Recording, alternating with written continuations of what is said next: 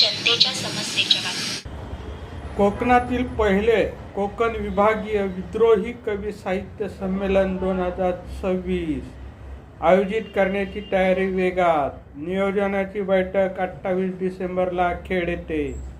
कोकण बुद्ध धम्म संघ education foundation Khed register या संस्थेच्या वतीनं कोकण विभागीय विद्रोही कवी साहित्य संमेलन 2026ची तयारी होत आहे.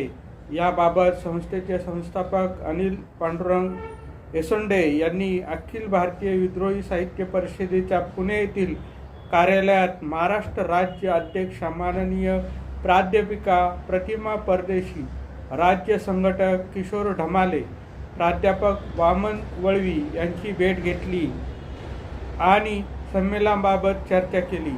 कोकण विभागीय विद्रोही कवी साहित्य संमेलन 2026च्या नियोजनाची बैठक दिनांक 28 डिसेंबर 2025 रोजी सकाळी ठीक 11 वाजता कैलासवासी भाऊसाहेब पाटणे संकुल नगर परिषद वाचनालयाच्या शेजारी खेड येथे जिल्हा रत्नागिरी आयोजित करण्यात आली आहे.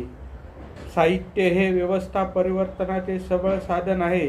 या क्रांतिकारी विचाराला केंद्रस्थानी ठेवत खेड शहरात नव्हे तर कोकणात पहिल्यांदाच भव्य विद्रोही कवी साहित्य संमेलन आयोजित केले जात आहे.